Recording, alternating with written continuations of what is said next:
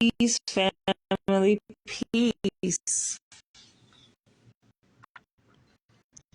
So, I actually had plans to make a video recording, right? A live video as opposed to only audio on this topic. I'm going to do a Q&A live for you guys on Facebook about who am I, right? And where do I come from? A lot of people ask that question. And they've been doing this for the longest, especially on Facebook. I get endless amount of inbox messages, mostly from men who ask me, can you tell me more about yourself? Who are you, right? Where are you from? And I feel like for those who truly want the answer to that question, you will be able to find it effortlessly in my videos, right? If you are a true supporter, true follower of my content, like it's there. I'm a vlogger, right? I make content, I create videos, and I've been doing this for several years now. So I don't understand. Like sometimes it tickles me when I receive those messages like every single day. And I've done a number of Q&As to address this question about like, yo, who are you? Who are you? I'm this mystical person. Though I don't feel like I'm that mystical. I can be though. But for starters, I was born and raised in Jacksonville, Florida. It is, I would say, a smaller metropolitan town in Northeast Florida. It's growing, but it's not New York City, right? It's definitely not Atlanta or New York or LA, which are all three places I've resided. I currently live now here in Upper East Side, Manhattan, New York. I was born to a mother and a father, right, where I grew up. I was raised by them in a two-parent household. And I have a lot to say, like, about the environment in which I grew up in, right? Considering I grew up in a predominantly African American neighborhood. And I find it interesting, like, given this recent review that I did on Microphone Check, which is a documentary that Tariq Nasheed, one of my favorite documentarians, by the way, he produced and released this year. I was at the red carpet premiere here in New York City. And I did a review which has gone viral. It's going viral now. And the response I'm getting from people is just like, same questions, like, who are you? Where are you from? Because yes, I speak very like uninhibitedly and openly about my thoughts relating to the film, right? And the function that it serves. Granted, I think it serves many different functions, but I noticed, like, apart from the film itself, but just looking at the mission that Tariq Nasheed is on and what he is actually doing, right, for the Black community, I've noticed that he obviously has an agenda that is operating through him. And you got to be a blind person not to see it. You know, like I said, I always kind of preface, you know, before I begin to speak my mind and speak truth to power, because sometimes people come at the angle like, you know, oh, you're trying to attack or you're trying to tear somebody down, and that's never my intention. I'm just speaking from my perspective, and I don't understand how people get offended for a person speaking their perspective. I come from a place, right? And this is, you guys will truly get to understand like who I am. I'm a person that I'm driven by understanding, the need to understand each other, right? And, you know, come to a middle ground.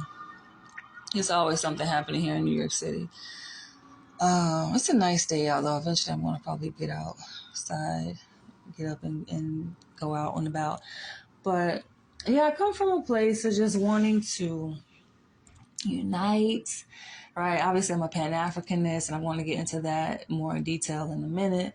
about what exactly that means. But yeah, I'm a peaceful person. My astrology, according to astrology, I'm a Libra, sun sign, Gemini moon, which I don't really subscribe to astrology necessarily, but I know there's this big wave where people are tapping into their astrological roots and understanding like who they are through that lens. And for me, given that, astrology says, obviously I'm a Libra, been born September 28th, I come from a place of just wanting to promote unity, togetherness, right? So it makes sense that I will come from that angle in my review, and being a Pan-African, and with the FBA movement, I mentioned that it is divisive. It call it as what it is. It's very divisive, and I don't come from that space. So coming from the environment which I grew up in, again, I was born and raised on the north side of Jacksonville, Florida. Anybody know? No, it's the hood. It's rough. Going to all black high school, elementary school, middle school. I remember middle school had metal detectors, so we had to go through metal detectors just to go inside the school because people would bring weapons to school. It was the population there, given is on the north side. I wouldn't say impoverished, because I would say it's a mixed representation of black people from varying socioeconomic backgrounds. So, granted, I grew up in a 2-parent household. Both of my parents worked, so I would say we were working lower middle class, I would say, in that era back in the 1980s.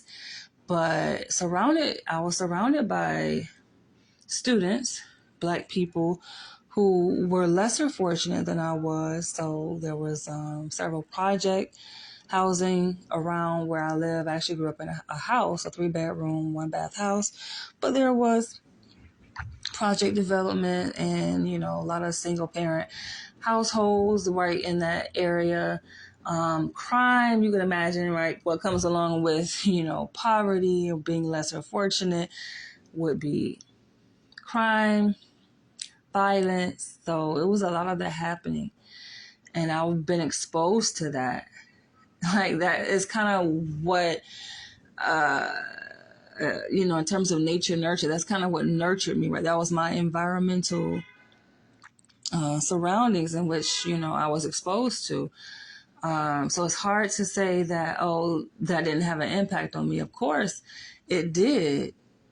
Going to high school, I remember, like, it was just about people showing up to school to fight. It's like, who's going to fight today kind of thing, right? That's just what you can expect. Every single day, you can guarantee that there was going to be a fight. I graduated from Ribault Senior High School.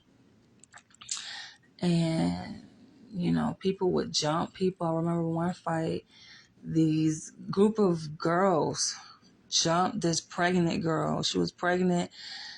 I would say maybe in her 3rd trimester. And they beat the brakes off of her. And, we sat, like, I'm exposed to this. It's after school, so I'm exposed to them. I'm seeing this. I'm just like, oh my gosh. It's just, fights will happen out of nowhere. Some fights you wouldn't know because people would be talking in class like, oh, it's going down, blah, blah, blah. We're going to get this person. And they'll say when and where.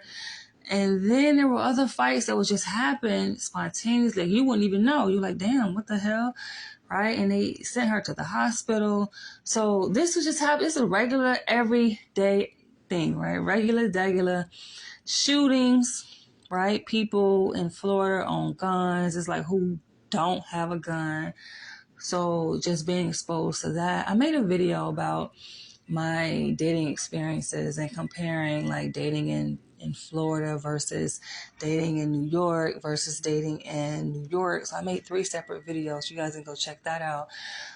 But I did, in one of the videos, I talked about dating in Florida and how I was reflecting back on one of the dates that I had where I was dating this guy who I became friends with. It was actually a cousin of one of my best friends, one of my best neighborhood friends I grew up with from my neighborhood. And he had gone off to the military and he was coming back home to visit, right? Vacation. On leave, we linked up. We were spending time together. Like, I was attracted to him. I was feeling him. He feeling me. Like, we at my dad's place. I was living with my father at the time. And he bought me some food. Like, we was vibing. And I always think back to that relationship that we had, because I'm like, damn, imagine if things didn't go as they did. Like, we probably would have been married, because we were definitely a cute couple.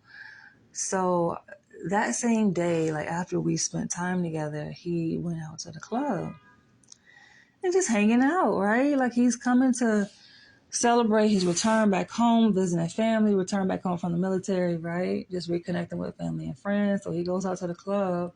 There was a fight that happened at the club, I think, that he was involved in somehow.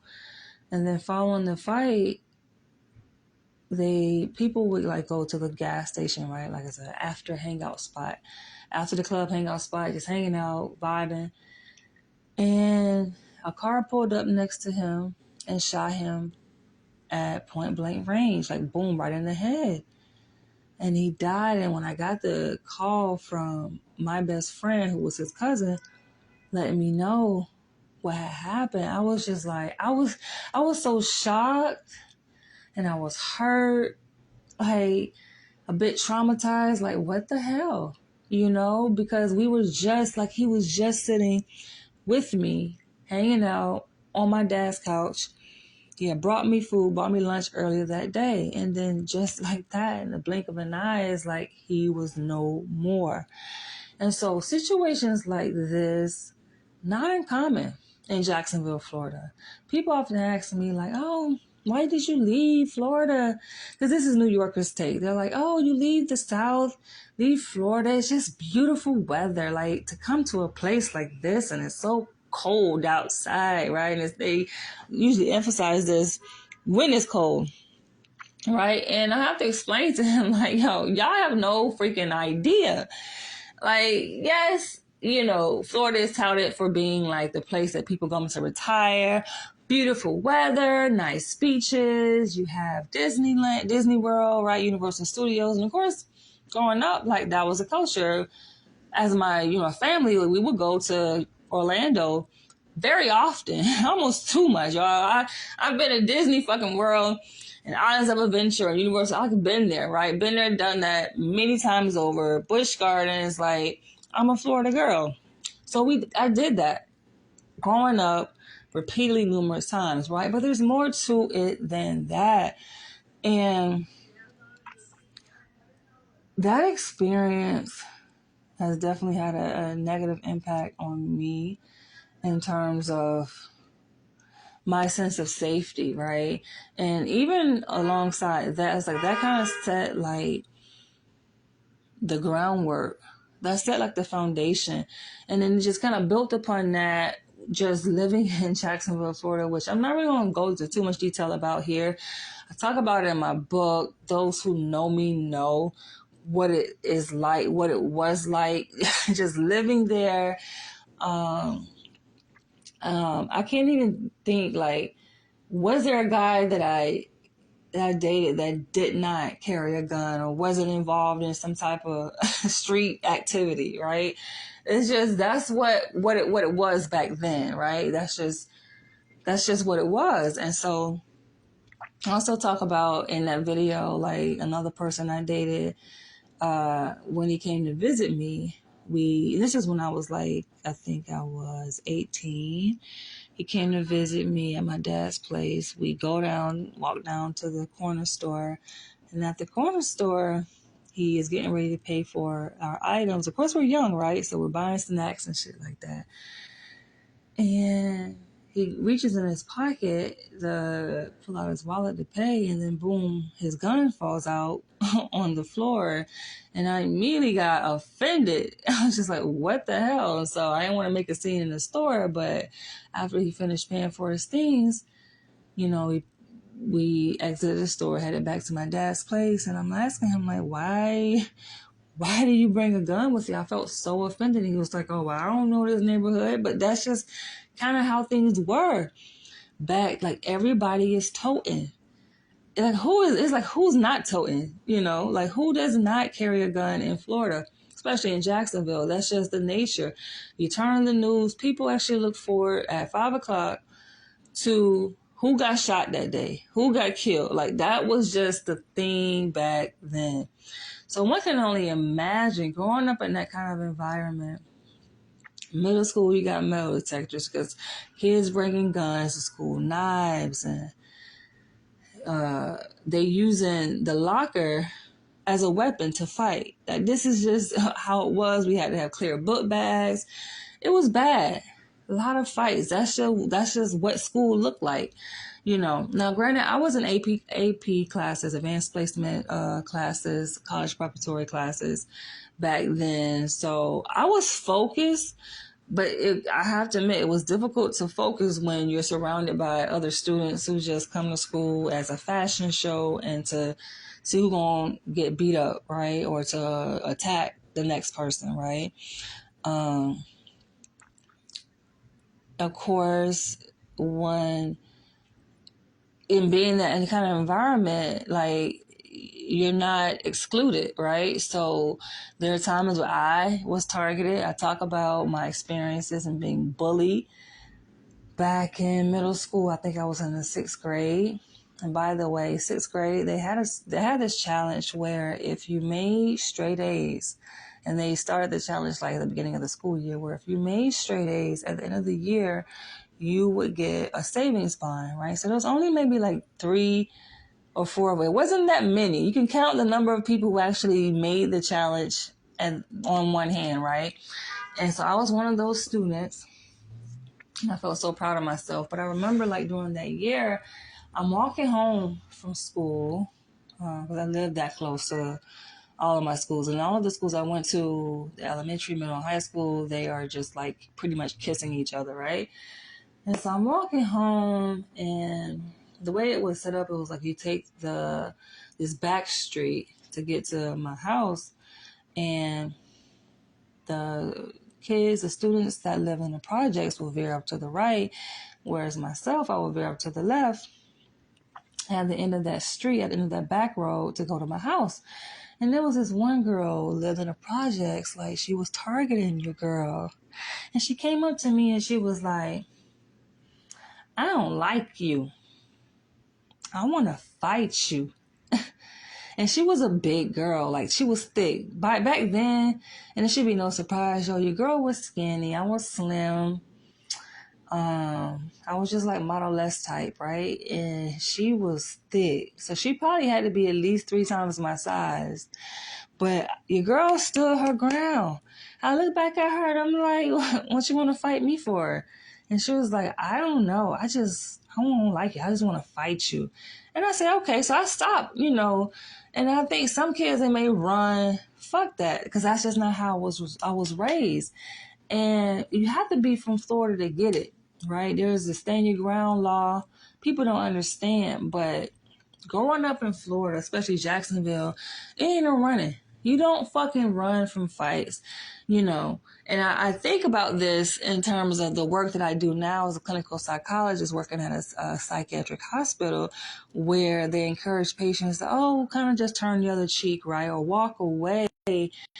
And I'm thinking about, how does that fit within the paradigm in which I was raised, growing up in Jacksonville, Florida, because that's definitely not how we were socialized back then. Like, if you were to run or walk away, it increases the likelihood that you will become a greater target, right? Because, of course, other people are seeing you run away or back down from this altercation. And they're watching to see how do you handle that. And if you come off as weak, which is like you're not doing nothing, you walking away, or you running away, then you become a target for them. And they want to come after you, right? Until it's almost like this is part of your karmic cycle in a way. Like this is part of what's necessary to make you a stronger person. And until you face it, it's just going to repeat itself again, right? And so this is just how I always been shaped. Like you don't back down, you don't run, you stand your ground. You stand your fucking ground, right? Toe to toe, face to face.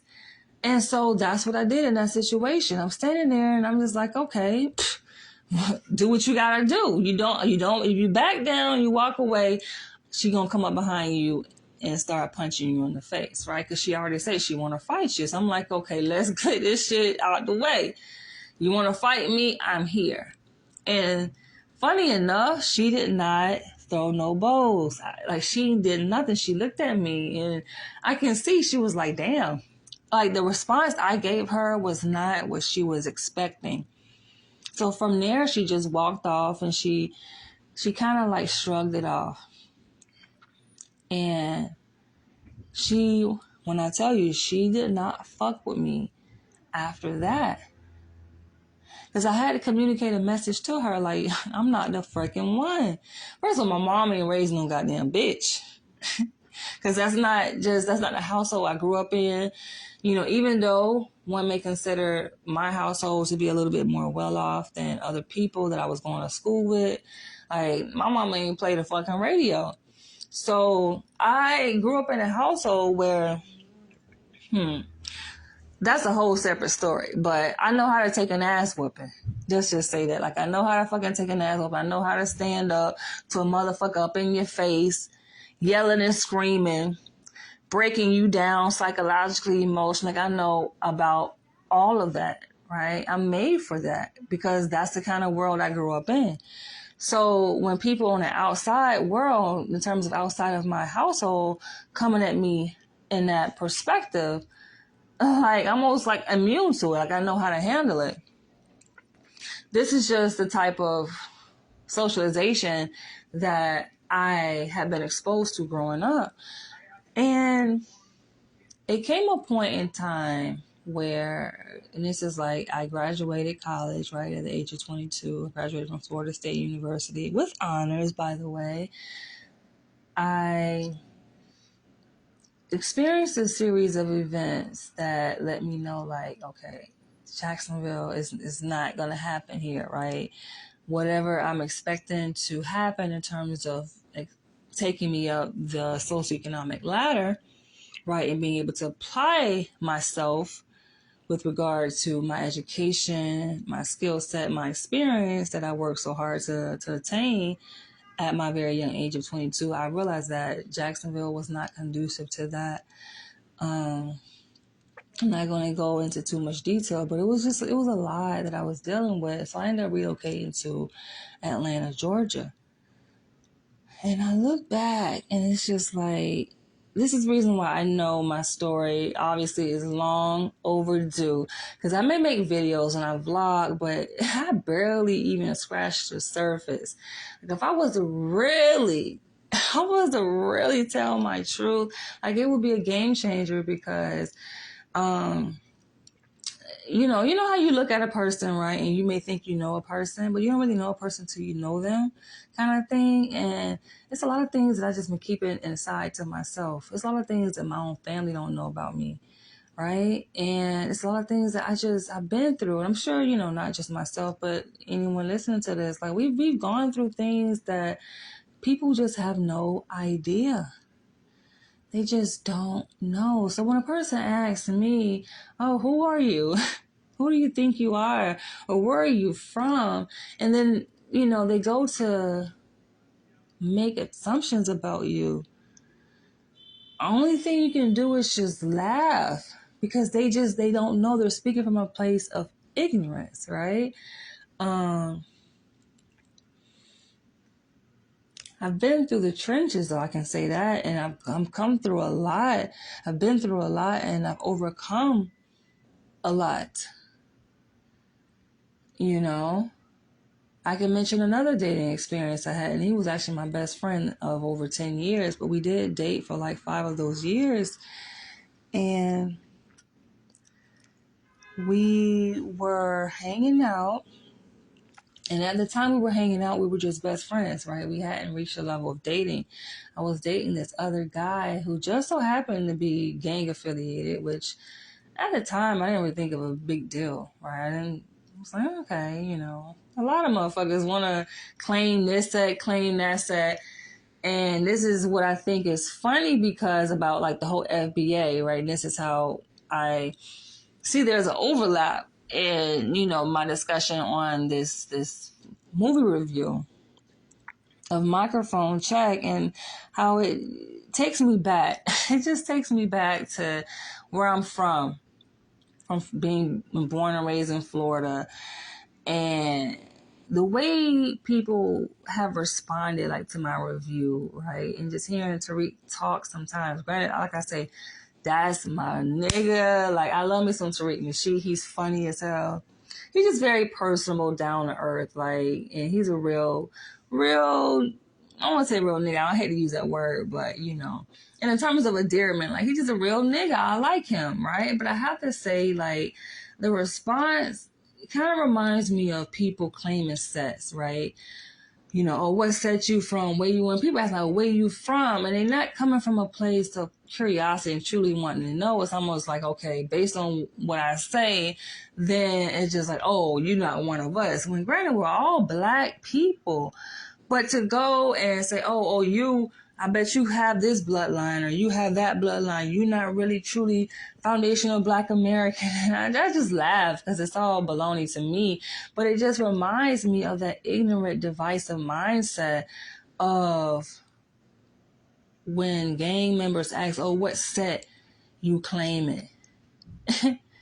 What set you from? I worked in the prisons, right, out in California, and over 97% of the population in California prisons are gang affiliated, right? I know that talk, I know the lingo, and it is dumb at the end of the day. I mean, I get it. I get the function that it serves, right? A lot of people that are affiliated with gangs come from broken families, right? And just wanting to belong. Some of them come from a place of resistance to the system of what it is, right? Or white supremacy. And they want to attach themselves to something that they find meaning in, right? Being opposed to the status quo, right? Being opposed to how things are, which they are in disagreement with, obviously, right? Like, they're not trying to integrate or acclimate to societal standards, right? So they build their own kind of mini societies within society. And that comes with their own set of rules, their own set of belief systems, right? The code.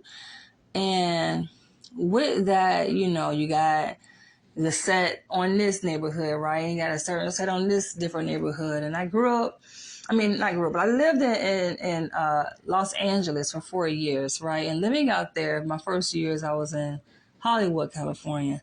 Then I moved to South Central LA, and I remember living like in the 60s area, which I didn't know necessarily what the hell it was. I'm like, okay, it's less expensive than living out in Hollywood, California. Granted, my rent out there in Hollywood, I was paying like $1,800 a month for a 1-bedroom. It was a decent size too. Nice 1-bedroom, minutes away from the Walk of Fame. But after me and my partner, we separated, I decided to relocate and move to South Central. Let me turn my AC on. And so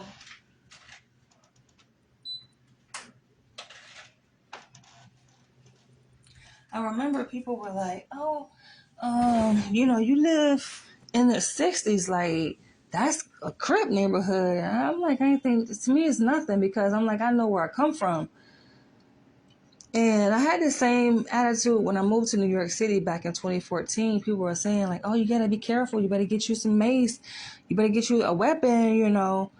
And I just don't come from that mindset, which kind of speaks to who I really am, right? Yes, I grew up in the hood, right? I've been exposed to hood shit, but on a deeper level, I am a spiritual being. And spiritual beings, we just experience the world through a much different lens.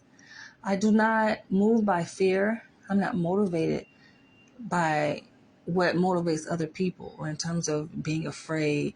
All right, oh, you gotta be careful. Like, I almost like I abhor that expression when people say, "Oh, be careful." It's just like, careful of what? I live my life, and that's how things unfold. When you know who you are, you know what your purpose is in life. What is there to be afraid of? I am here because I belong here. If I did not belong here, then I would not be here. And as I navigate the world, what is for me will come to me. And what is not, it won't. That's just my frame of reference. That's my belief system. Right? And so, yeah. So when I going back to that relationship that I was in, dating this guy in Jacksonville, he, well, we was hanging out, right, at my place. I had a 2-bedroom apartment, like 15 minutes away from Jack's Beach, right? And we wasn't dating at the time. We were just friends. And I ended up inviting the guy I was dating, who just so happened to be gang affiliated, which, like I said, I didn't think much of it. But he came over. He had a gun. And she was wild back then, yo. It was wild. But he had a gun on him. Like I said, everybody carry guns, so it's not unusual for a person to have a gun. That's why I think she's different now, so it's different in the sense that, you know, it's open carry. Everybody carry guns. And knowing that, it makes you to be a little bit more cautious with your goddamn mouth and how you move. Because people do not fight no more down there. They will shoot your ass. And when it comes to black on black crime, people who should already know they don't give a damn. They're going to be slow to respond. It ain't no justice for your black ass. You just come up missing, you come up stinking, and that's it. And your family be crying over your ass. That's just it. That's how it goes, right? So he had this thing, the guy was dating had this thing. He was young-minded, just dumb, right? Looking back at the situation, not just dumb. But he had this thing where he was, I guess, trying to claim his territory and assert his level of power over my friend because he felt a particular kind of way. And granted, me, at the time, I didn't see anything necessarily wrong because this is my best friend, which is like a brother to me at the time. So it's almost like wherever I went, he was, and vice versa. We were joined like Siamese twins. Like, that's just how we were. We just rolled together, been through a lot of shit together. And so, yeah, he was there, and I invited my boyfriend over at the time. And then my boyfriend, he pulled a gun out on my best friend in front of me. And I was pissed. The shit really pissed me off because I'm like, I felt disrespected given that this is my place. We're at my apartment and you are doing this. And imagine if things did escalate, which it did, because I'm telling him like, yo, put that shit away. But he pointed a gun at my friend, you know, trying to size him up, pistol whip him or whatever, assert his power, pretty much emasculate him. And my friend just sitting there like, because that's nothing that he's not exposed to, right? Like, it's not something like he never been through it before. He's been through that before. So he know how to handle that shit. He just sitting there like, yeah, okay. You know, because he knew what it was about. It was just about dudes showing off, right?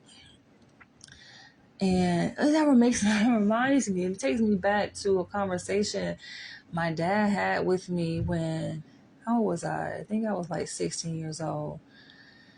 And we were inside and my dad takes me outside. And I was just like, I'm a daddy's girl, number one. Let me just put that out there. For those who don't know, I'm a daddy's girl. So that's how it was when I was growing up too. Like wherever he was, you can find me right there up under my dad. So and when I was 16 though, he took me outside and he had his gun and he's showing me how to shoot. And I think, okay, it's cool. I can look at a person, play with their gun, shoot their gun. Really don't like the sound because shit just ring my ears. But, you know, I never shot a gun before. And I have no interest in learning how to shoot it. That's just not my thing. I've heard a lot of gunshots. I've seen a lot of bullet shells. But it's not my thing. And at 40, my 40 years of living on this earth, I don't think that that's something I will ever do. Who knows? But he was trying to like get me to practice shooting, right? And I did hold a gun. He was showing me the parts to the gun and how it works. And he told me, he said these memorable, unforgettable words to me. He said, if you ever are at the point where you have a gun in your hand and you point it at somebody, you need to go ahead and shoot, because if you don't, they're going to come back for your ass. I never will forget that. And so fast forward to that encounter where this nigga I was dating, like, got a whole gun pointed at my best friend head and had the nerve to not pull the trigger. It's like, this motherfucker is very bold. But that kind of speaks to the culture of just how shit was back then. Like, when I tell you, niggas, they don't give a fuck. They did not give a fuck. They don't value life. They gave no fucks. Okay? When I talk about, like, how school was back then, people go to school to fight. Because a lot of the kids that I went to school with live in the projects. Parents, I hate to say it like this, but this is just straight up. Ain't shit. Dad ain't in a home, living off of motherfucking Section 8, like living off of welfare, just hopeless, just no future type of environment. And that's just how things were. So it's a no-brainer how that can shape and engender this type of attitude where just niggas don't give up. They didn't give a fuck back then. It's just like, okay, this is how we're going to show we're powerful. We're going to kill each other. So when I say that at this point, when I see black people coming for each other, like, I don't have respect for that, because we got to know who our real enemy is, right? And act on that. All this back and forth online, I never engage in that. I'm very meticulous and particular about things like that, because number one, knowing from where I come from, we don't play like that. We don't, like, you know, people having all these conversations, trying to be funny, you know, exchanging fighting words. You know, I know we live in a different day and age now where, you know, everybody is a gangster online behind that screen, typing. But for me, I don't engage in stuff like that, because I know how it could end. But yeah, it just made me upset. And I told the dude I'm dating, like, don't you fucking ever. He had to leave. Of course, I made his ass leave.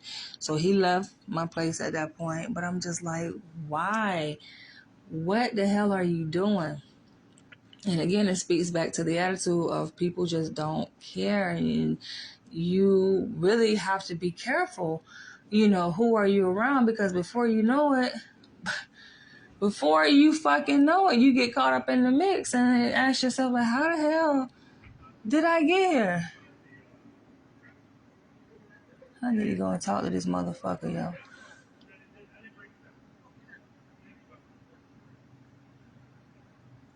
I should go out there. Hold on, y'all. I might have to press pause for a second. Give me a second. Hold on. Wow, I see this motherfucker.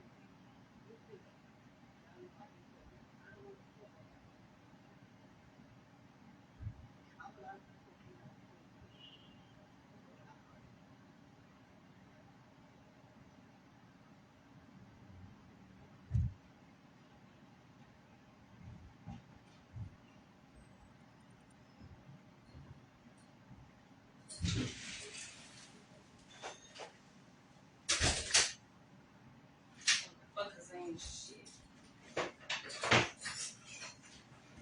Alright. Alright, so I am back. I had to check in and see what the hell is going on with my building. But alright, so where was I? Yeah, so one should be able to understand to see how, for me, coming from where I come from, that obviously will shape who I am and my approach to things, right? And knowing how things could very well much escalate very quickly, like I tend to be very hyper vigilant about situations like that I know are not healthy, that are toxic, because I know what that looks like, right? And I know what that can easily become. But even before all of this, right, just going back to my early childhood days, I've always kind of been, a person that is very intuitive, very self-reflective, just kind of alone, staying to myself, right? I found solace in just being in solitude. And that's how I am today, right? I am very perceptive of my environment and of people, and I'm just very careful about who I associate myself with, who I give my energy to, because energy is a very powerful thing. And this is what a lot of us just don't quite fully understand, is that everybody and everything is not deserving of our energy. When I make videos, I create content online, I get it. There are content creators that be in the comments and responding. If y'all haven't noticed, right? If you guys have not noticed, it should be very clear by now that I do not respond to comments. If I do, it may be one or two out of hundreds of comments that I may respond to. And those comments obviously would be from people who have, obviously are respectful, because I just don't have the time and energy to entertain foolishness. I don't, and I understand, like, that's what fuels people. We live in this, day and age where a lot of people are clout chasing. A lot of people just are bored, right? And they just are seeking attention from other people. And I'm not the one to give it to you, so they get upset. But that is not me. That's not where I come from. And I just will never be me. It goes against my very nature of who I am to feed into negativity, right? And to feed into this divisiveness of our people. I'm about uniting us. I'm about love and in unity. There are too many people that have been killed, that I've witnessed be killed, right? It's too much death. There's too much destruction within our own community. It's like, don't y'all get tired? Maybe y'all haven't been exposed to it enough. But when I see these things play out like this, I can only just think about the level of not knowing within our people. Because I know that when people know better, they act better and they do better. But only people sometimes speak from a level and a place of ignorance. And they act on that. by the things they say, things they do, the things they participate in. A lot of people just jump on the bandwagon, so they just want to feel like a sense of belonging, so they do what everybody else is doing, going with the flow, what everyone else is saying, what everyone else is doing, and that isn't me, clearly, right? Yes, I do identify myself as a Pan-African, which means, for those who aren't aware, that we are about the unification of Black people, African people of the diaspora, not just on the continent, but around the world. And what is to be done for us must be done by us. Marcus Garvey was one of the early pioneers of Pan-Africanism, right? And I made a video also on this to say that it's not about Pan-Africanism versus FBA. I think some promoters of the FBA movement, that's the stance that they take, right? And they like, oh, well, they don't see any benefit to identifying themselves with Pan-Africanism.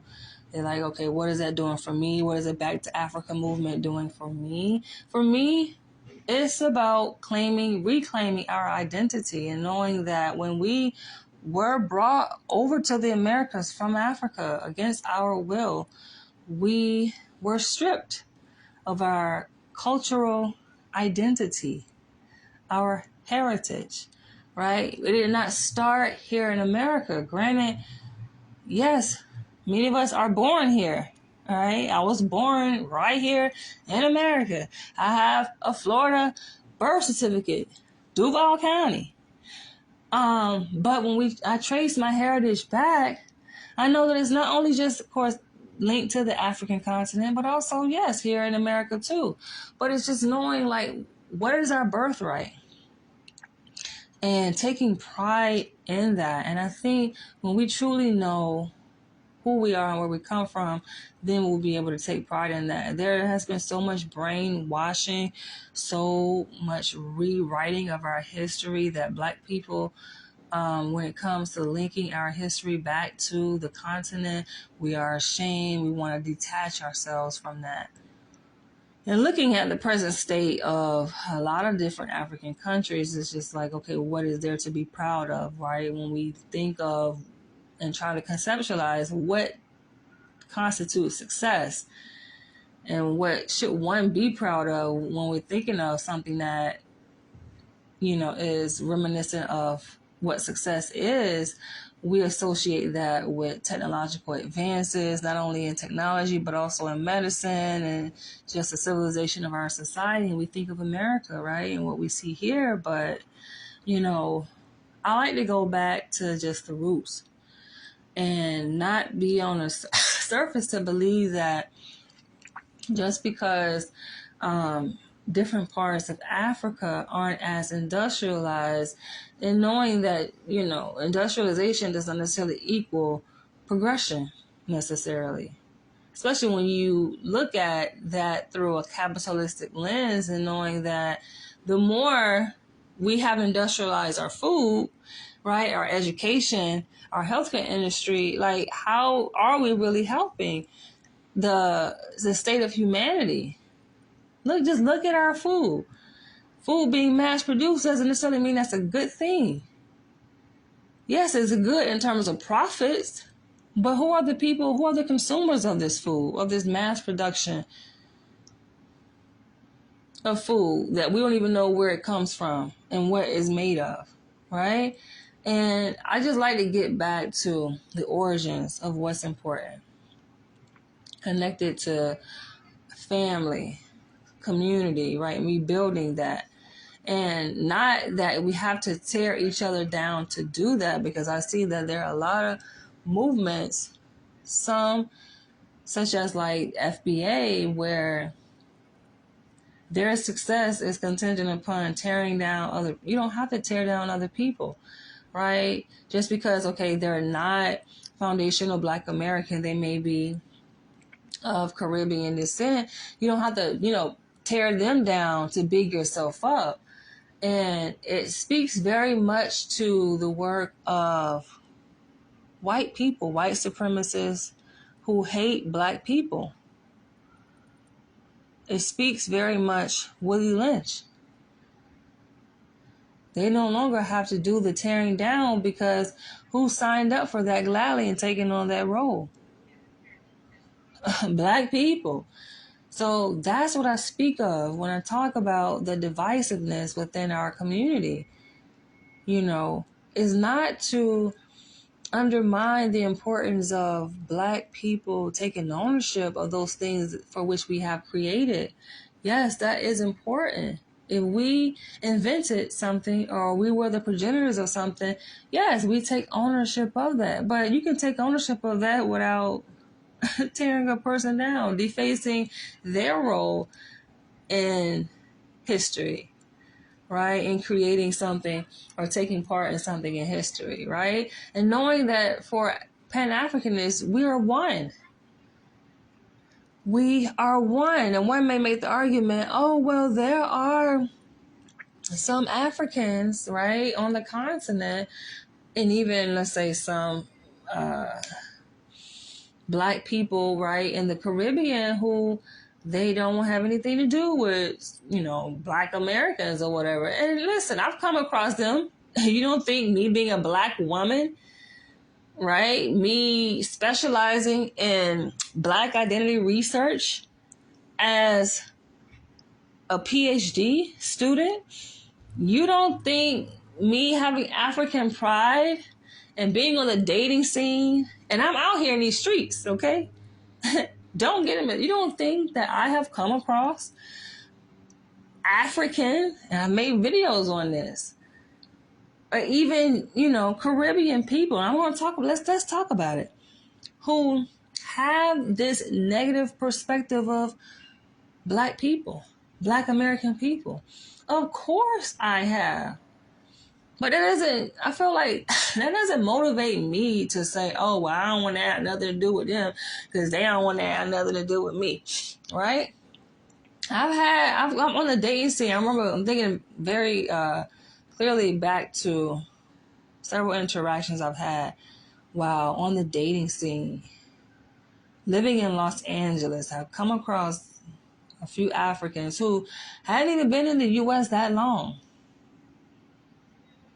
Right? And through conversations with them, they would get underneath my skin because we know, and I know, growing up in the South, and I think sometimes, black people experience in the South is different from black people experience, let's say in the Midwest or the North.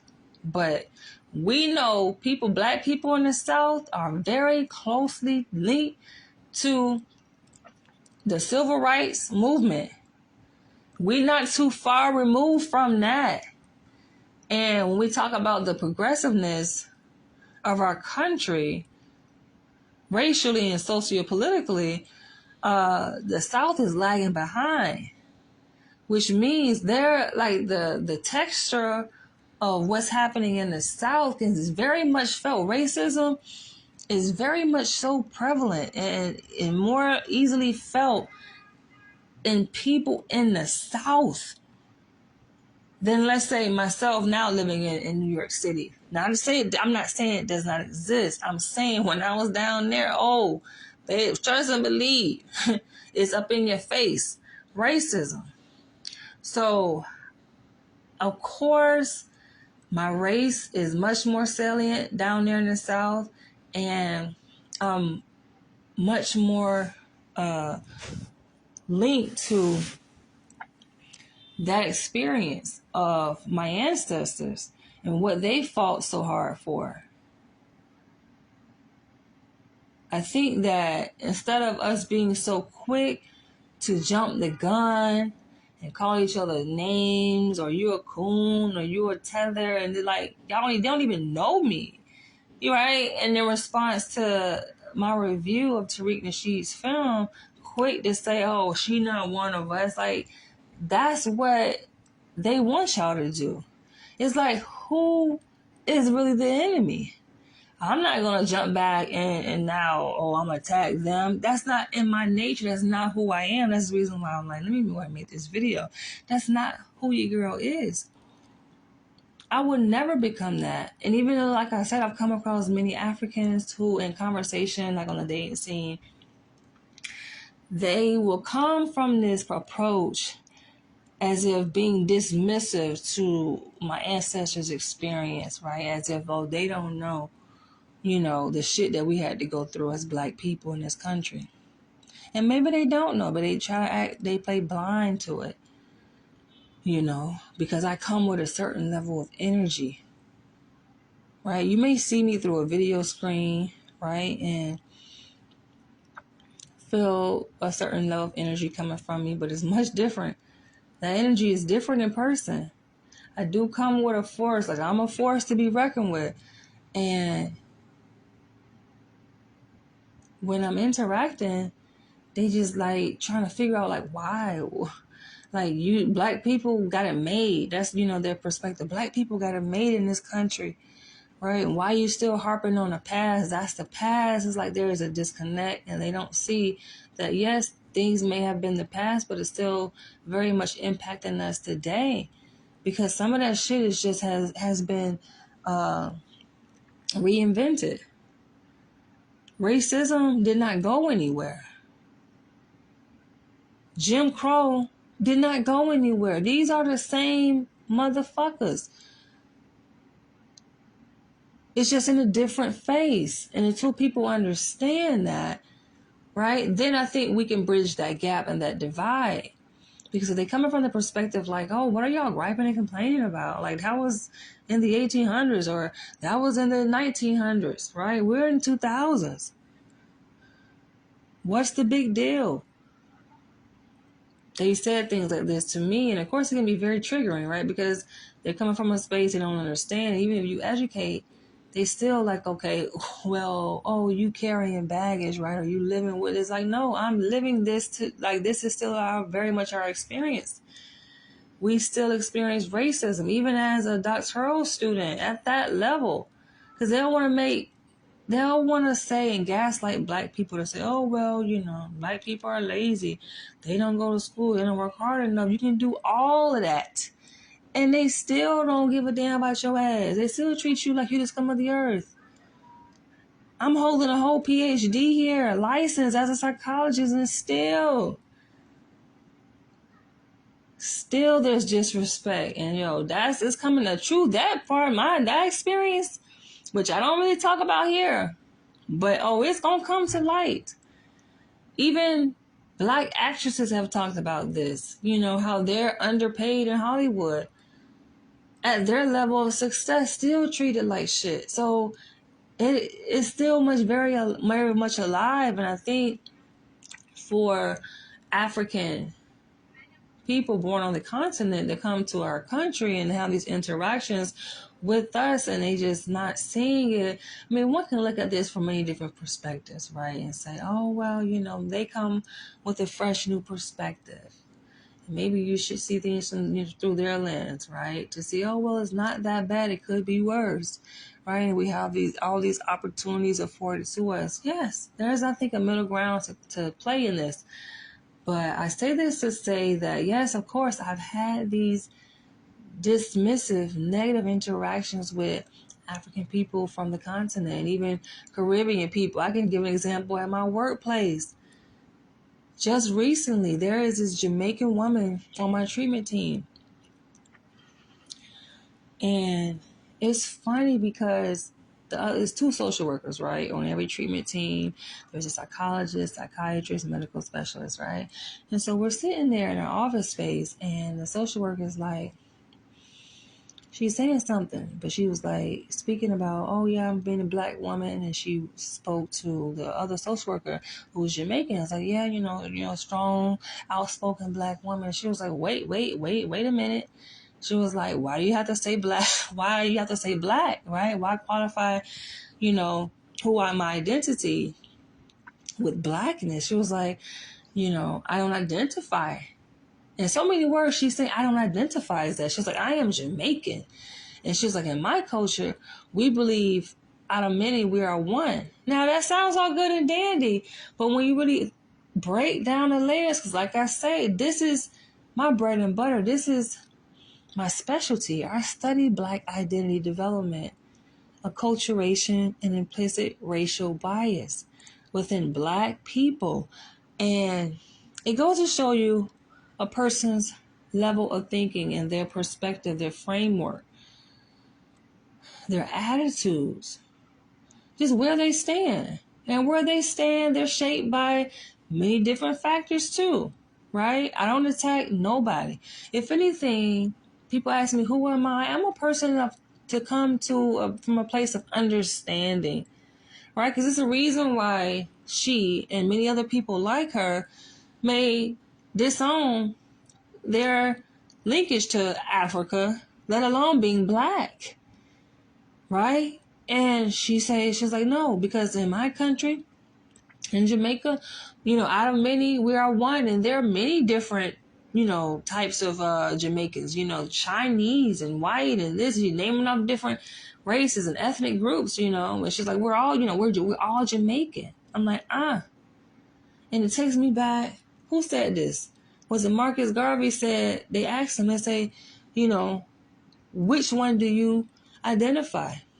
African or Jamaican? He's like, no, I would never give up a continent for a country, which means he pays homage to Africa, his African lineage. It's not to say you don't take pride in your country, that you were born, it being Jamaica for him, right? Because that's a whole culture in and of itself that's very rich. I appreciate Jamaican culture for what it's worth, right? But it goes to show the level of conflicted ideologies that then create this dissension amongst us. And the objective of Pan-Africanism is to say, yes, one could appreciate your subculture, right? Whether you're Ghanaian, Nigerian, Black American, Gullah Geechee, right? Whether you're Floridian, whether you from the Bronx, or whether you're Caribbean, like, we can all appreciate those ethnic differences that we have, but at the same time unite on a common cause, because we know that their method, and their being our oppressors who have oppressed all of us, that's our common thread, is to divide and conquer. So one can understand that, then we can understand, okay, this is the reason by which we should unite, so that we are one. We can have those differences and appreciate all of those differences in our own ethnic cultures within our race as Black people or African descendant people. But I don't entertain conversations related to attacking each other. That's just not in my DNA. It's not who I am.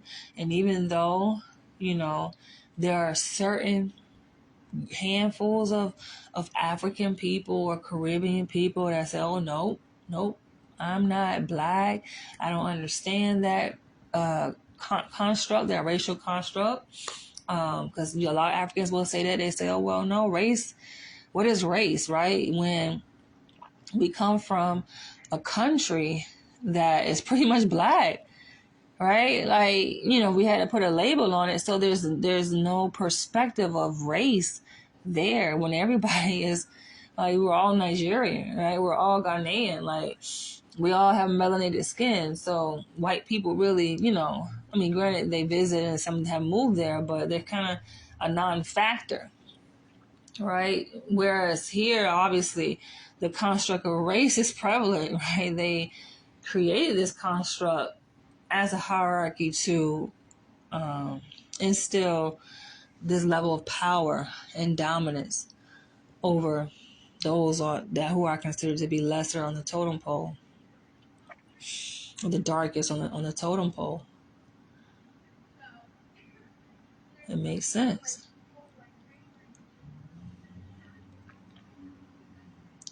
These conversations like this, like, it's not new to me. I've been at this for a minute. I feel like it's not obviously that cut and dry. It's very complex and, a very dynamic conversation to have. And sometimes we try to simplify it to say, oh, well, either, if you're not born in America, then, you're them, right? And people want to align themselves with whatever cause and identity they want to align themselves with, whatever makes them feel the most influential, powerful, whatever they feel they can derive the most benefit from. And with foundational Black Americans, which I align myself as a foundational Black American because, yes, I feel like that culture in and of itself, we have a rich history just standing on the notion that we built this country. So, yes, I take pride and ownership of that. And even beyond that, I also align myself as a Pan-African too. Yes, you can do both. And even Tariq Nasheed acknowledges that in his documentaries, right? And in his rhetoric to say that, he doesn't disagree with our historical nature that, yes, we originate from Africa. But meanwhile, even though that's our roots, like we have roots here, a long-standing history here after we came from Africa, right? We were ripped from our motherland. We established something here. And even before that, there were some of us who was here before slavery, right? So what about those people, right? And it serves a purpose so that we could reclaim what is owed to us, what has been owed to us for many years in terms of reparations. So I get it. I stand 10 toes down with that. I just don't agree with this whole attacking those who have a different perspective. Because like I said, even though I've had those interactions with, certain, like I say, I would emphasize certain because not all Africans think like that. I've had interactions with Africans who get it and who are educated and well informed, and they know the truth and they align themselves with us as brothers and sisters of the continent. But even though, yes, I've had those interactions with,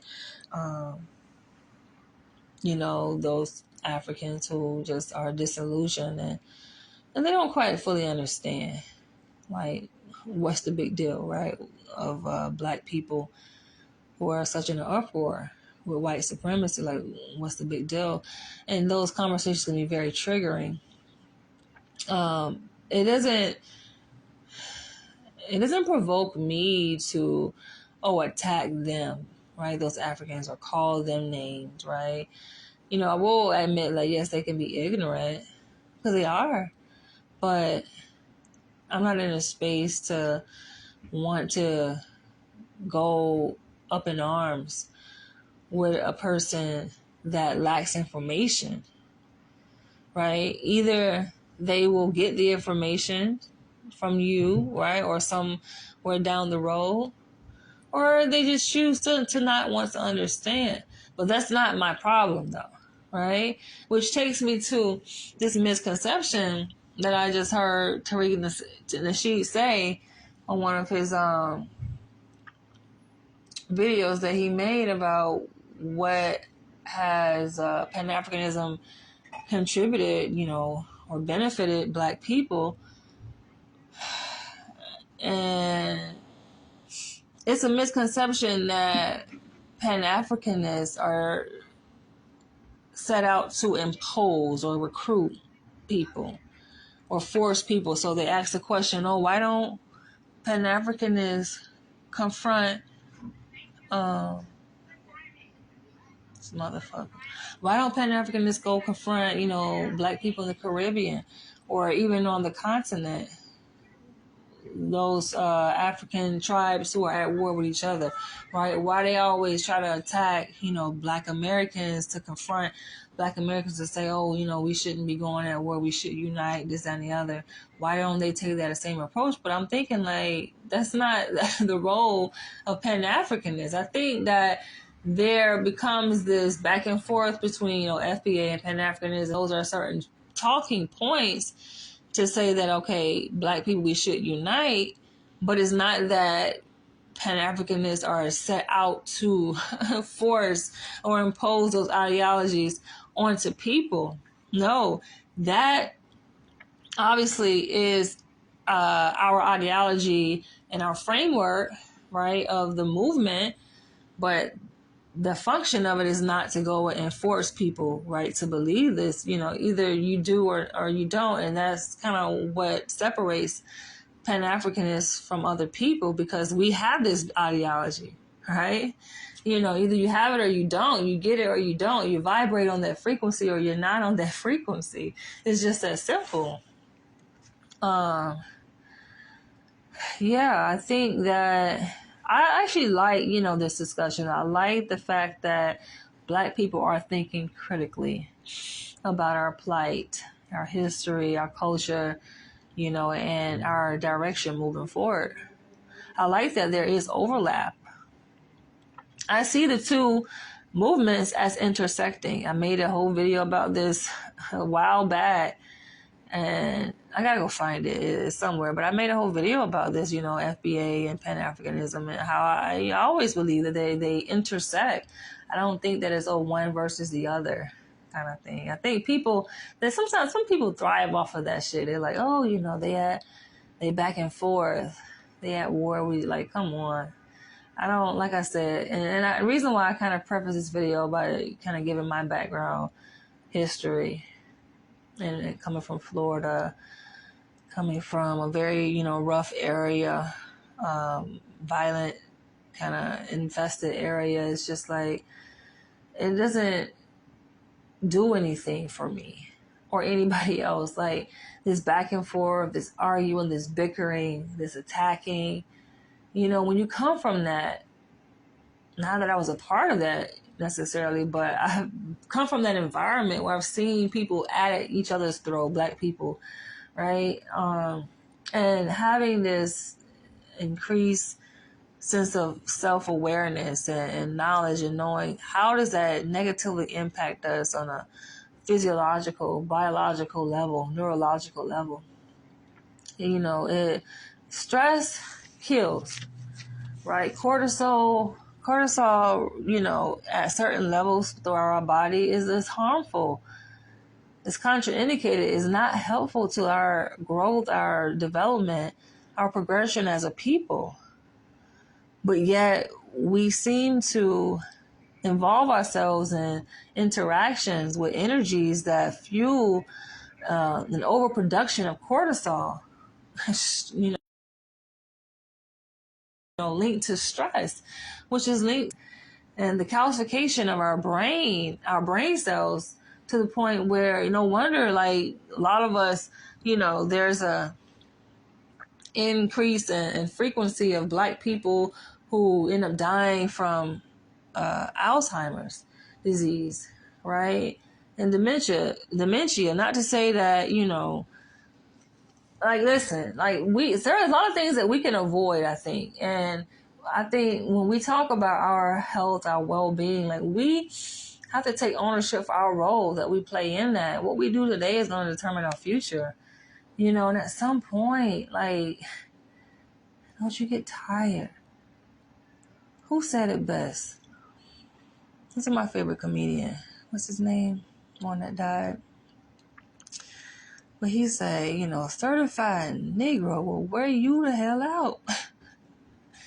It's just like, don't y'all get tired? I know some of y'all do this shit for entertainment. I get it. And Tariq Nasheed, he's found this niche within social media, in this little corner in social media, to be able to gain views and make a profit off of his rhetoric and, his views that he spews. But even, you have to question. And I've called out not only him, even Dr. Umar Johnson, which everybody know that's my baby daddy. That's my hubby. But I even, called him out into question too on some of the things, because sometimes we slip. We slip through the cracks. We may be on a certain straight, narrow path with our mission, but doesn't mean that at times that we sway. And if you're not careful, you will fall in that trap. You fall in that trap, and you also become an agent. The very thing that he calls out on the people and say, oh, this person is an FBI agent, they're just FBI.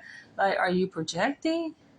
It makes me wonder, like, he's projecting a lot of who he really is, right? Because sometimes it's difficult to really see yourself. That's what it is. Like, it's difficult to see, oh, I'm being used. And that's the reason why you gotta ask yourself, how is it that you get so many views? On his live videos, he has like sometimes 3, 4, 5,000 people watching at one time during a live video. And it makes sense. Sometimes we think I talked about this before, right? Like, sometimes we think that we're in control. And we're like, oh, it's because of, my great artistic ability, or, my intelligence, right? Or my level of creativity, that I'm able to amass such a influential following, right? This great number of people that follow me. But oftentimes we don't see there's a hidden hand behind all of this, controlling who goes viral, what content goes viral. And notice that they reinforce it. The powers that be, those that control social media, reinforce what they want to put out there, the kind of content that they want to put out there. And this is how, like, it's a two-way street. It's a bi-directional process, and they're shaping the content creators. Because then you learn through that process, like, oh, if I talk about this, oh, they're not going to show it to that many people. Oh, but if I talk about this, which may not align with who you are, what your views are on an inherent level as a content creator. But because, you want your content to be seen, obviously, you don't want to create content that's in vain. So then you bend. You mold to their agenda. And I've said this relating to several content creators that I obviously have been inspired by. I started out watching, but I'm like, wait a minute, they're shifting. Like Dr. Umar, he was on his 10 toes down shit, but then certain things he say, I'm like, hold on. That sound like some agent shit, right? That sound like you are following a different agenda. Especially when he spews this sexualized speech on, revolution over romance, politics over poo nanny, that whole thing. And it's just like, it sounds very much like money over bitches, right? And it is objectifying the value and the role of a woman to a black man. And if one is going to promote this idea of revolution, wouldn't black romance be the centerfold of the revolution? How do you not see that is spewing divisive talk? But it's reflective of who he is and who he has become as a black man, as a black leader. And he sees that, if I talk this kind of talk, then I'll just look at his notification. But he sees that, if I talk this kind of talk, then I get more views. I get to have my Instagram page back because they be shutting his ass down when he speak pure truth, opposed to the system of white supremacy. right? And then he learns, okay, if I deviate a little bit from that, right, just a little, then I align with the white power structure, and they'll give me some more access, right? They'll give me some more cool points. So then it becomes like this balancing act. And I just want, these leaders and major influencers in the Black community to be aware of this bi-directional process that's happening, and that, yes, you are being controlled. You are being shaped. Hello. And the very thing that is funny, because they'll talk about how, let me see, he'll talk like Tariq Nasheed talks about, these tethers are agents, FBI agents, right? Or Pan-Africanists are agents. I'm like, yo, you talking about your damn self. You essentially talking about yourself. You the agent. But they don't see themselves as that. And it's easy to not see yourself as that when you feel like, oh, I'm doing so well financially, right? He has a massive degree of success. He has a video that he's gonna do live. What time is it? 2:30. He's gonna do it at 2:30. But yeah, like he turn his AC up.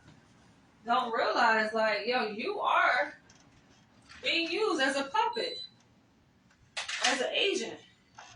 This is why you have to be careful. And it can be tricky, because I think, like, obviously, Black leaders, we have learned that through history, when you go against the power structure, hello, and when you remain pure in your intentions to bring effective systemic change within the Black community, oh, they coming for your ass. And they put their foot on your neck. But this is the reason why you got to have respect for those who are willing to die. And a lot of times when the shit really started to hit the fan, and you walk in that tightrope as a Black leader, and you know that you on fire. I'm talking about you really on fire to the point where you can see the change that you're making. You can see it's ruffling them feathers. It's ruffling the feathers of white supremacy and the white power structure. You know it, and you tread, how white people say, you treading on thin ice. You walking on thin ice, buddy. You know that, right? And you can feel it in your soul, in your spirit, and you like, damn, if I make one more move, yo, I might be dead. Right? And a lot of Black leaders, y'all been there. Tariq Nasheed been there with FBI raiding this shit, and they let his ass know, nigga, we in motherfucking charge. You made one more motherfucking move, bitch. That's your ass. That's your family ass. Same thing with Dr. Umar. Came in for his motherfucking license, his bread and butter. They're like, hold on. They bring your ass right back. They reel you back in. Right? Trust me, I know we all experience this on many different levels as Black people trying to bring about real change. Being changed, we all experience this as change makers. But my thing is, we gotta get to the point where we be like, damn that shit, man. Fuck it. How far are you willing to go? And I understand how it's easy sometimes to, when you walk in that tightrope, you like, fuck it. Fuck it, man. And you start to experience cognitive dissonance, because you do get pushback from your own people that you're fighting for. And you're like, well, ask yourself, like, well, damn, why does it even fucking bother or matter? Sometimes you feel like, well, damn, man, fuck it. Fuck all this shit. I'm fighting for y'all niggas, and y'all motherfuckers attacking me. Because, they don't know. They don't know. They don't know. They have little faith. They know not what they do, right? The very people that you fighting for, they know not what they do. So, me, people ask, who am I? Nigga, it should be clear. I'm a lioness. I'm fierce. And I'm not afraid. Like, And the thing is this, we all can play defense. We all play defense because it's about self-preservation too, right? That's just a natural instinct to preserve life, preserve your own life first and foremost. Especially when you know that you are under attack and your life is being threatened on so many different levels, right? And you know you make the wrong move, that's your ass. That's it, right? And you ask yourself like, damn, what am I fighting for? Is it worth it? Should I continue? Should I acquiesce just a little bit, right?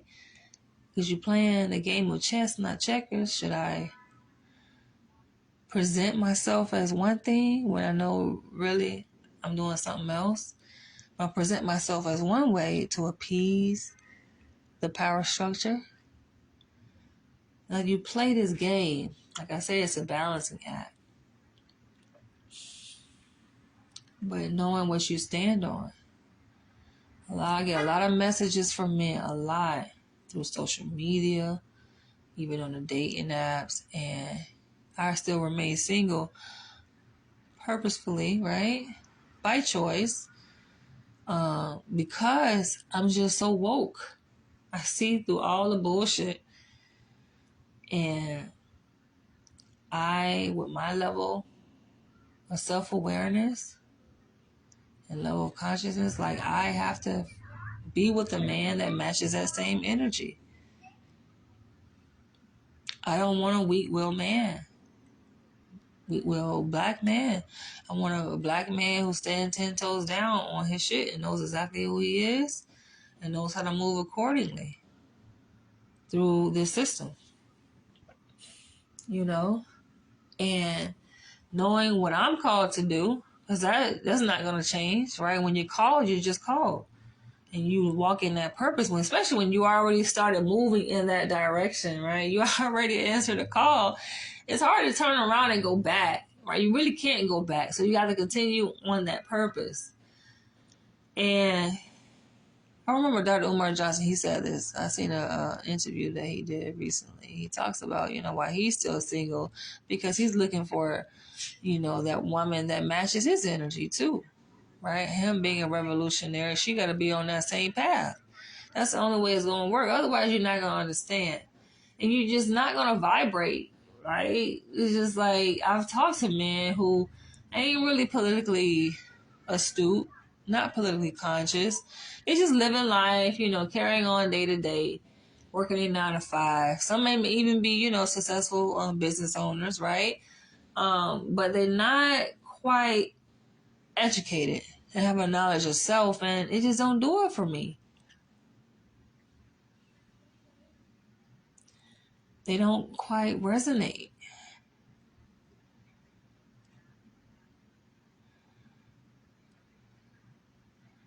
And that becomes a problem. It just becomes a problem. So on that note, I think I answered most of y'all questions. I find it interesting though, because there are people who have been following me for many years, and I've answered the same question that they asked, and it's just like, what else are y'all seeking? What else are y'all seeking? Like, you expect me to change? That they see me and they have this idea of me that really isn't me, right? But in their mind, like, people, we oftentimes create our own prototype of who a person is in our mind, or who we want them to be. They're not that, but that's who we want them to be, right? And so y'all keep asking as if I'm going to change who I am to fit with what y'all want me to be. And no, this is who I am, right? I make videos about alternative sexual lifestyle. I talk about my interests in, just being obviously with the alpha dominant man. Can't have it no other way. But yet beta men, submissive men, want me to dominate them. And I'm just like, you're not getting it out of me. I'm not into that dynamic. It doesn't turn me on. It does nothing for me.